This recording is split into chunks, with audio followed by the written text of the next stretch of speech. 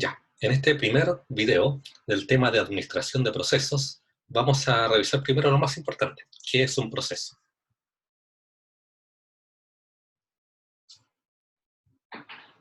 Entonces, lo primero que vamos a decir es que en el contexto de un sistema operativo, vamos a hablar de un proceso cuando hablemos de la combinación de un código, del texto, del código binario de un programa, más un conjunto de recursos.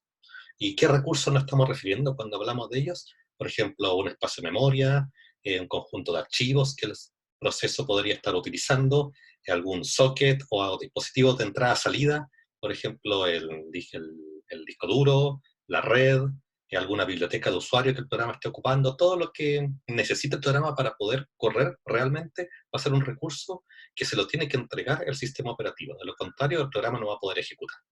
Entonces, vemos lo que hace, cuando vemos cómo se ve el proceso en la memoria, si revisamos la memoria del computador, vamos a ver que lo que está aquí escrito mostrado como en rojo, en más oscuro, es la memoria del espacio del kernel, la memoria del kernel. En todo este es un espacio de memoria virtual. Supongamos que tenemos un computador con 000 hasta FFF direcciones de memoria. Entonces, de la dirección 0 hasta la 300 es espacio para el sistema operativo, y 300 hasta FFF es memoria que se asigna a los procesos. Memorias físicas, perdón. Esta es la distribución de la memoria física del computador. Entonces, cada proceso va a tener un espacio de memoria asignado, y dentro de él el proceso va a poder hacer todo lo que quiera. Va a poder crear memoria, crear arreglos, guardar variables, etc. Y el sistema operativo tiene que encargarse de que cada proceso que esté corriendo en mi sistema tenga un espacio para ejecutar. Entonces, el primer concepto importante, este espacio, el hecho de tener varios procesos en memoria, es algo que no tenían los sistemas al principio. Los sistemas antiguos permitían que hubiese solamente un proceso corriendo en cada momento. Y para que otro pudiese ejecutar, primero que tenía que terminar el que estaba corriendo ahora para que recién entrara el otro. Pero no podía haber múltiples procesos cargados en memoria al mismo tiempo. Esta propiedad se llama multiprogramación. O sea, surgió más o menos como en los sistemas de los años fines de los 60, 70, y fue una revolución bastante importante porque hizo que los sistemas fueran más flexibles. Fue como el primer gran cambio entre los sistemas operativos. Permitió que muchos procesos pudieran estar en memoria al mismo tiempo. Por lo tanto, el sistema es ahora libre para decidir cuál de ellos ejecuta en qué momento. Por ejemplo, si un proceso aquí está corriendo y en algún momento tiene que leer del disco, que es una operación bastante lenta, significa que va a tener que pasar mucho tiempo la CPU sin hacer nada mientras el disco le entrega los datos. Entonces, en ese momento, el sistema operativo podría decidir, ya, voy a poner en pausa al proceso 1 y voy a correr instrucciones del proceso 2, de manera que mi CPU esté todo el tiempo haciendo algo.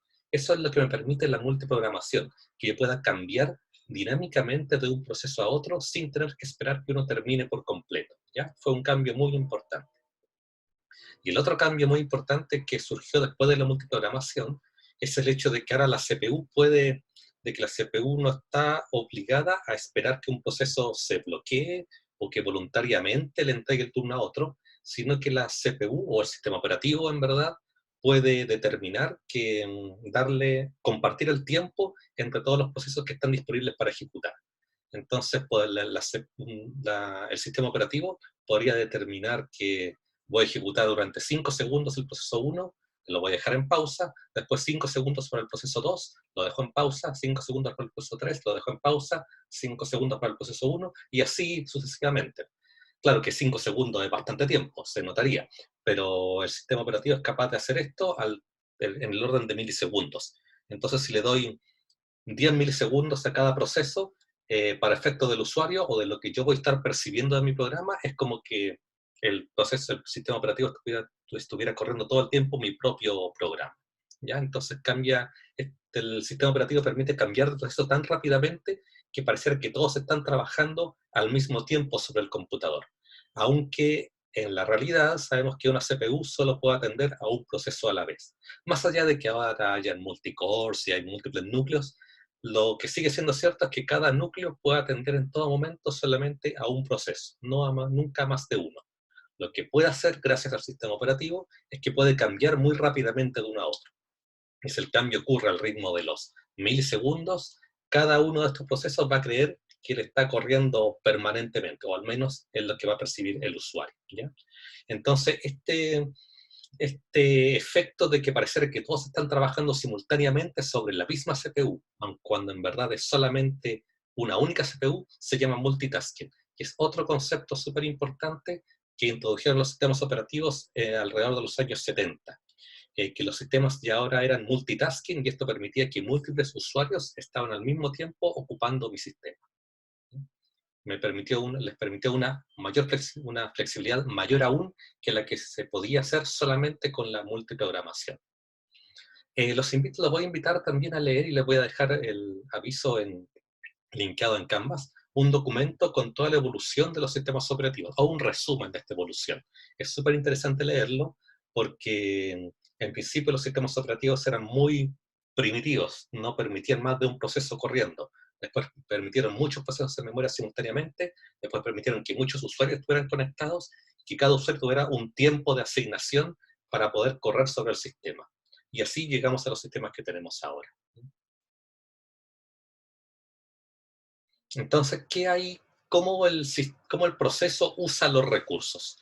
Ustedes probablemente ya saben que las direcciones de memoria que utiliza un proceso no son direcciones físicas de la memoria del computador, son direcciones virtuales. Todo esto que vimos recién en este modelo, en que las primeras direcciones más bajas son para el sistema operativo y el resto para el usuario, son direcciones físicas. Pero el proceso no ve eso. En cada proceso, si ampliamos esta imagen, si ampliamos cada cuadrito, el proceso que está aquí desde la dirección 300 hasta la 700, dirección física, en verdad lo que el proceso ve es que él tiene 400 direcciones disponibles, desde la 000 hasta la 400, ¿ya? Bueno, no son 400 en decimal, son 400 en hexadecimal, pero esa es la idea. Son direcciones virtuales. Hay una manera de traducir esa dirección virtual a una física, pero eso lo veremos más adelante. Lo importante aquí es cómo se distribuye la memoria que el proceso utiliza. Y aquí, la estructura concreta puede variar un poquito de sistema a sistema, pero usualmente sigue pero en general va a seguir este modelo. Hay una sección, que usualmente son las direcciones más bajas, donde se carga el código binario del programa, ese código que yo he compilado o el código que va a ser interpretado en la máquina de Java o el intérprete de Python, va a estar cargado aquí dentro de una sección que se llama el texto o el código del programa. ¿Ya? Aquí de la dirección 000 a la 080. Después, el siguiente espacio, el espacio dedicado a los datos globales, a los datos estáticos que pueden ser leídos en cualquier momento por el código. Vamos a ver un ejemplo de qué tipo de datos se guardan en este espacio. En verdad, para C son las memorias, son las variables globales. A continuación vienen dos espacios de tamaño variable. Uno es lo que se llama el heap. Este heap, claro, es el mismo nombre que una estructura de datos de almacenamiento, pero es un concepto que también se usa en el mundo de los sistemas operativos, porque la primera manera de almacenar estos datos era usando una estructura de heap. Pero el nombre queda acá. El heap es un espacio de memoria dinámica, memoria que que el proceso solicita al sistema cuando quiere crear un objeto nuevo, cuando quiere crear una lista o un arreglo de muchas variables o de muchos enteros o bytes, toda esa memoria que se solicita dinámicamente mediante syscalls como BRK o como mmap o mediante llamadas a operaciones como malloc o como free o como new también, generan memoria de este espacio. De hecho, el término del heap está indicado por un puntero, por un registro que se llama el registro BRK. Este puntero que hay acá indica dónde termina el espacio del heap. Y en el otro extremo, desde el inicio desde el final de la memoria del proceso hasta el término, bueno, de ahí hacia las direcciones de más abajo, hay un espacio que se llama el espacio de stack. El espacio de stack crece desde arriba hacia abajo. Crece de la dirección más alta a la dirección más baja. Cada vez que yo agrego algo, que agrego un push, que pongo alguna variable dentro del stack, se agrega en una dirección más abajo que la anterior. y cada vez que hago push se va agregando cada variable, cada espacio de memoria en una dirección más abajo. Y cuando yo hago pop, el stack decrece, se achica y va regresando a las direcciones más altas. El punto de inicio del stack usualmente está indicado por un registro que se llama SBP, que significa, creo que lo puedo escribir aquí, Stack Base Pointer. Y por otro lado, el registro que me indica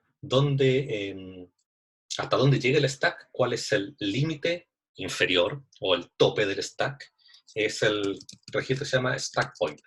¿Ya? Esto indica básicamente el tope del stack, de donde se sacan y de donde se ponen direcciones. ¿Ya? Creo que la puedo mover. Entonces, ¿qué va en ese stack? En ese stack van todos los parámetros. Cada vez que yo llamo a una función, cuando yo invoco a una función, todos los llamados en lo que se llama el registro de activación de la función, eso también lo voy a poner aquí, el registro de activación de funciones, también eso va dentro del stack, ¿ya? Y un registro de activación incluye los parámetros de la función, aquí se agregan las variables locales, todas las variables que yo cree dentro de una función, y también va en la dirección de retorno, la dirección en el lugar de retorno o la la dirección a la que el programa tiene que volver justo después de haber hecho justo cuando vaya a hacer return. Entonces, cuando yo vaya a hacer return, el sistema va a volver a la dirección indicada por lo que está guardado en el stack. ¿Ya? Usualmente cuando yo llamo a una función, dentro de todo lo que se guarda en el stack, se guarda la dirección del program counter, en este registro que me indica qué instrucción ejecutar a continuación, este program counter, eso es lo que estoy indicando aquí. Ese PC, por si alguien no lo recuerda o no lo tiene claro. Esa dirección se guarda como dirección de retorno al momento de llamar una función. De manera que cuando yo ejecute la instrucción return, se lee esta dirección y así la función sabe hacia dónde tiene que volver, a qué parte del código tiene que volver antes de seguir ejecutando. ¿Ya? Entonces, ahora que... Y esto lo podemos ver, lo más interesante de esto es que lo podemos ver. Entonces voy a ver aquí, voy a abrir un programa de prueba, un programa que yo había escrito previamente. Ya no, voy a borrar primero un poquito estas anotaciones. ¿Ya? Y voy a abrir un programa de prueba que yo tengo en el servidor. Vamos a analizar, vamos a montar el servidor, el CRUZ IC2233. Estoy usando una extensión de Sublime para acceder vía FTP al servidor, de manera que yo pueda editar aquí el código y que yo pueda editar el código y que pueda guardarlo y cuando lo grabe se sube automáticamente.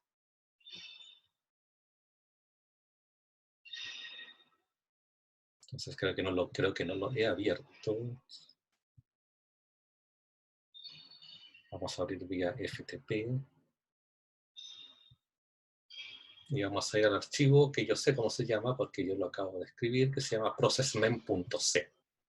Y lo voy a editar. ¿Ya? Entonces ahí tengo el código y cada vez que lo edite, automáticamente Sublime me lo va a guardar en el servidor, de manera que no tengo que estarlo subiendo, bajando y todo. Este es un código en C.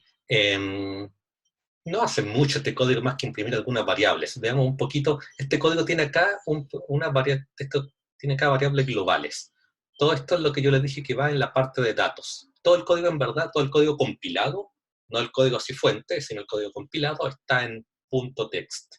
Pero todo el código, todas las variables que se crean, está en la sección de data. Todo esto, este arreglo de tamaño 1000, este otro arreglo de 100 enteros, esta variable que tiene un valor entero también.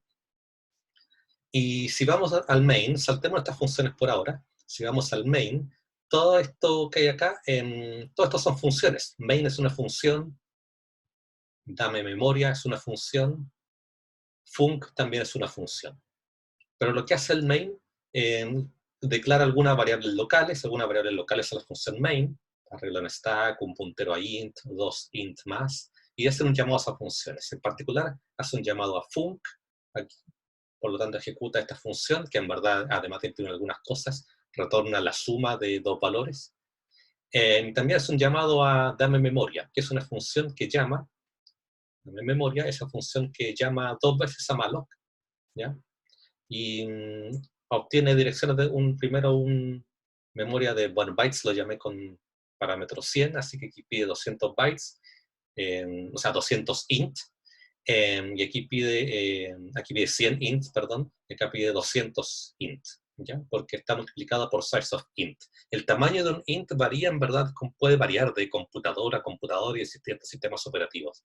En general, en estos sistemas suelen ser de 32 bits, o sea, lo que son 4 bytes. Pero alguna arquitectura lo podrían tener en 8 bytes, algo así. Por eso es bueno poner aquí size of int para que dependa de la arquitectura. Entonces, vamos a ver lo que hace este código. Este código declara algunas variables, llama a una función y después imprime en qué posición de memoria están las variables globales. La variable es g, la variable m y la variable arreglo global en data, ¿ya? En el caso de m y de arreglo global en data, estas variables, si nos vamos aquí arriba, una es un arreglo de chars, otra es un arreglo de enteros. En el caso de c, cuando escribimos solamente el nombre de la variable de tipo arreglo, estamos refiriéndonos a la dirección de memoria. En cambio, g es un entero. Por lo tanto, si yo quiero acceder a la dirección de memoria de g, tengo que ponerle ampersand antes. Luego voy a imprimir qué variables están en el stack de main. Como les dije, main es una función. Por lo tanto, cuando yo llamo a main, estoy declarando acá variables locales a main. Un arreglo, que lo imprimo acá, un puntero a int, que se llama puntero sin memoria, aquí voy a imprimir en qué dirección está guardado el puntero, y luego en qué dirección están guardados estos dos valores, el int a y el int b. Luego voy a mostrar en qué hay dentro del puntero. Si se fijan, aquí estoy escribiendo la dirección donde está guardado el puntero, y aquí el contenido del puntero. Luego voy a llamar a pedir memoria, que va a crear dos espacios de memoria, y uno se lo va a asignar a esta variable que se llama puntero sin memoria, que ahora sí va a tener memoria. Y voy a imprimir en qué dato da. Y luego voy a dejar un poco pegado el programa, no lo voy a terminar todavía porque quiero después usar una llamada al sistema para analizar qué hay dentro de la memoria, ¿ya? Entonces, ya, rápidamente voy a abrir una terminal y voy a conectarme acá al servidor. Entonces voy a conectarme aquí con una ventana, dejo el programa al lado, y vamos a conectarnos a IC2333 ping.cl. No me lean mi password. Ya. ¿Qué hay dentro? Tengo todos esos programas. Voy a compilar, línea de compilación, voy a compilar este programa que se llama processmem. La salida le voy a poner processmem también. Bueno, le he puesto cualquier nombre. Y el nombre del código de entrada es processmem.c. No me da ningún problema, está compilado. Y ahora cuando ejecuto /processmem, obtengo ya, primero, ¿qué obtengo? Hello world, llamado a una función, y primo las variables que están en el stack. Entonces, ¿qué variables hay en el stack de... No, cuando llamo a la función y estoy imprimiendo las variables que hay en el stack. Imprimo la dirección del entero C, que son los parámetros, entero D, que es otro parámetro, y el arreglo local de tamaño 50. ¿Ya? Entonces aquí vemos que primero hay una dirección bastante alta, son direcciones de 48 bits, es la dirección más alta, que es la 7F, esa es la última. Entonces, si nos fijamos un poquito más abajo, bueno, alguna cantidad de bytes más abajo, está el parámetro C. Después también, antes de eso, porque esta es una dirección previa, está el parámetro D. Y antes de eso, y después de esos, está primero el parámetro D, después el parámetro C, y después más abajo, no, más arriba aún, porque esta es una dirección más alta, está guardado este arreglo local de tamaño 50, ¿ya? Entonces tiene que haber al menos 50 direcciones, seguramente aquí al menos 50 direcciones antes de que aparezca recién el parámetro, el entero C, que es un parámetro de la función. Entonces, claro, coincide, porque este espacio está en el stack y son direcciones bastante altas. Luego que esto termina, esto entrega un resultado, que es el resultado de la función, que es 42. número clave, C más D. Entonces volvemos acá al main, imprimimos el resultado de la función, y luego voy a dejar esto para que se alcance a ver y yo lo pueda seguir destacando. Imprimo las variables que están en la sección de data. Si se acuerdan, recuerden que la sección de data está un poquito más arriba del código del programa, entonces son direcciones bajas. Entonces G, claro, está en la posición 55E87594B010, que es bastante más baja que la dirección esta 7FF-DCD15AF0.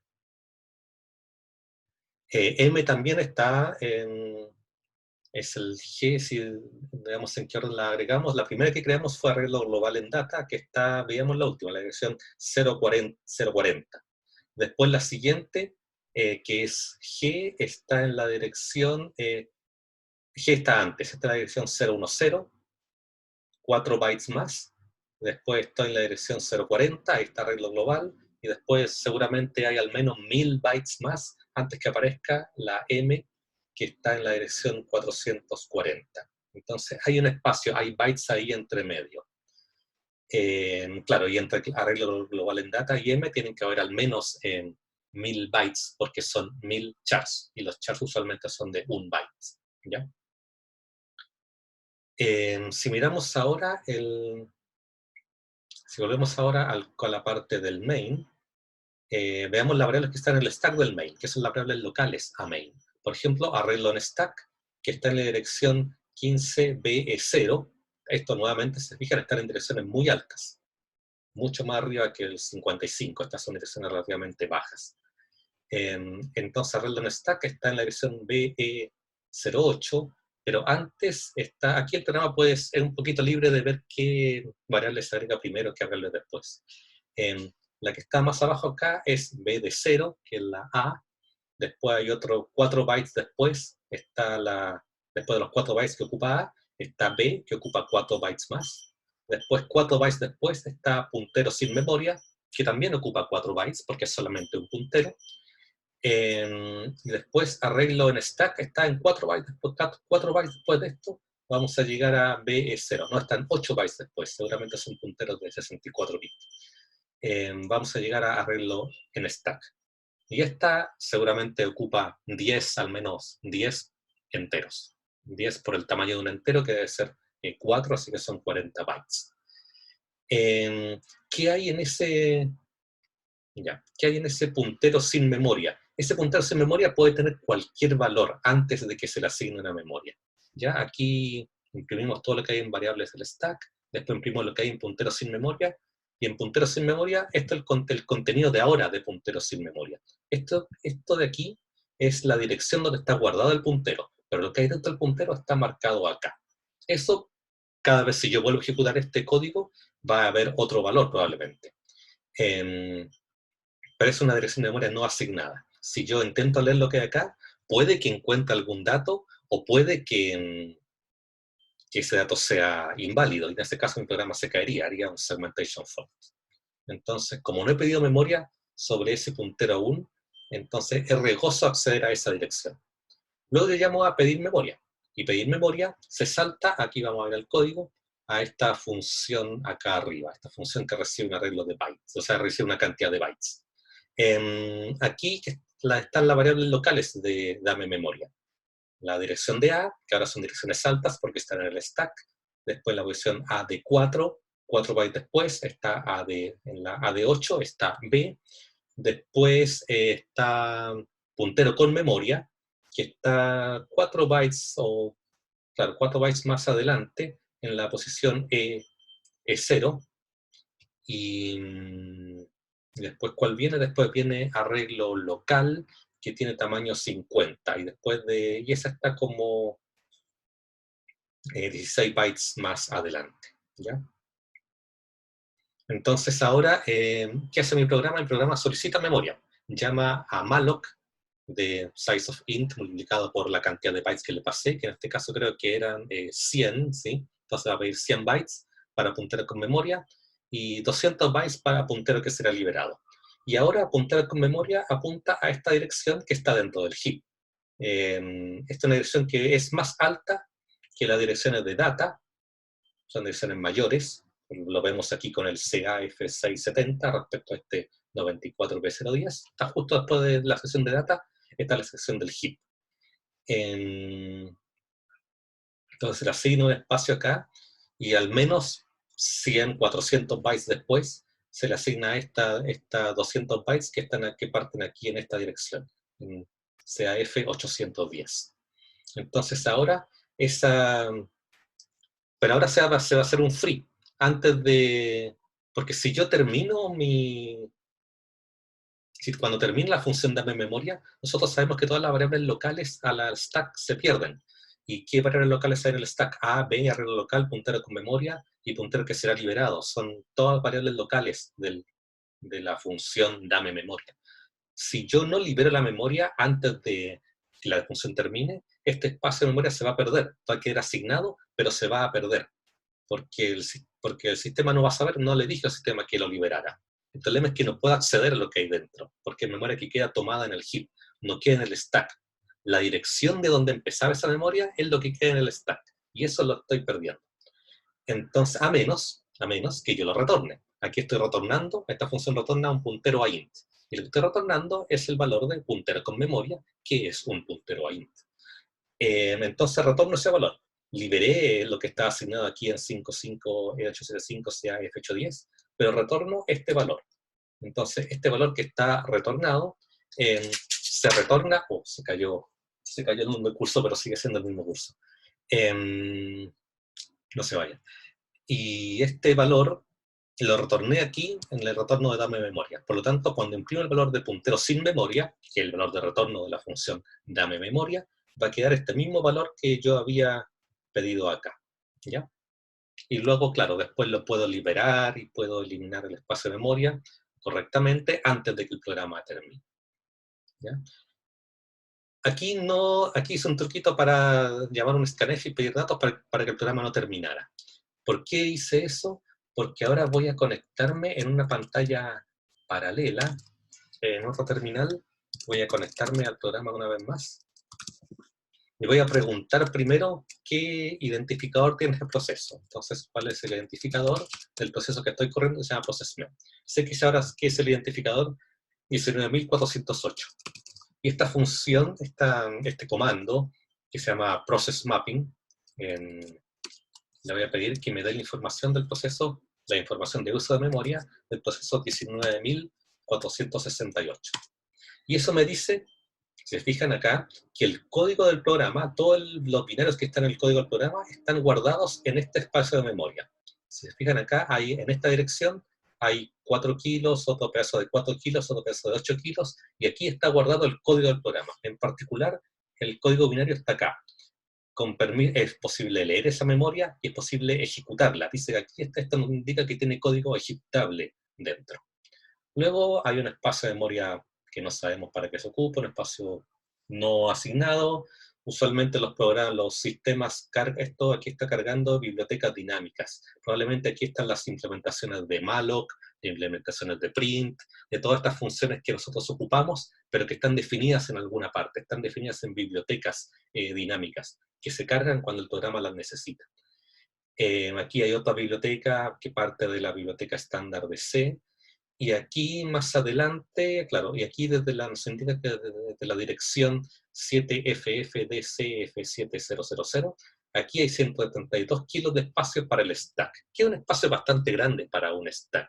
Usualmente una llamada, una función, se agrega al stack y cuando la opción termina, se elimina del stack.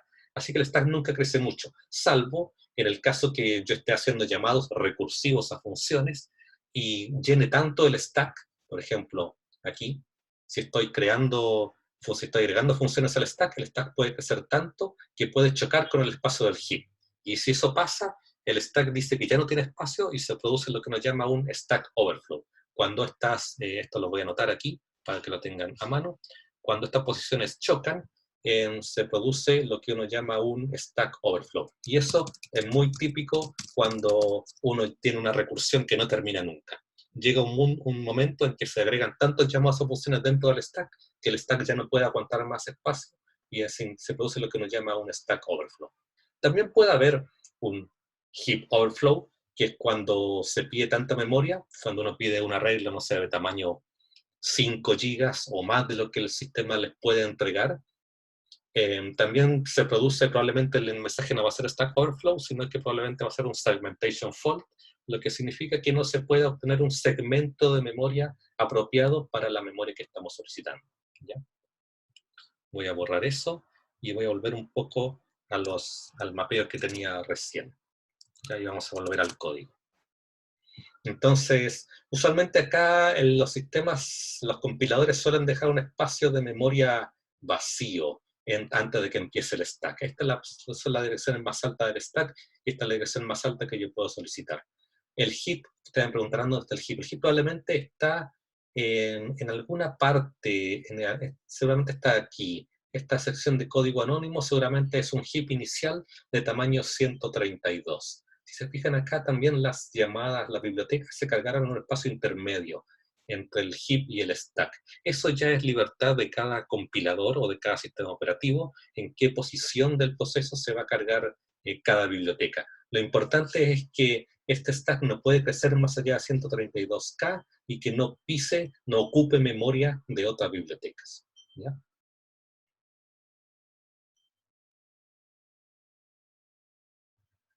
Entonces eso es básicamente cómo se organiza la memoria dentro de un proceso.